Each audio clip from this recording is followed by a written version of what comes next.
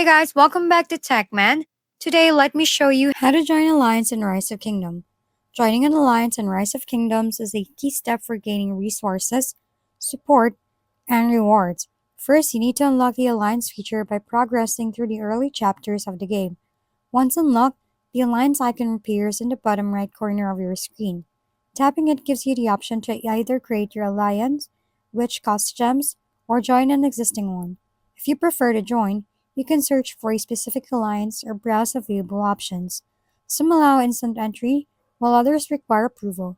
Joining an alliance immediately grants you benefits like 300 gems, and you can start helping allies, exchanging gifts, and participating in territory activities, making it a valuable step for growth and teamwork in the game. If we've been helpful, kindly give us a thumbs up, and don't forget to hit the subscribe and bell button for more contents.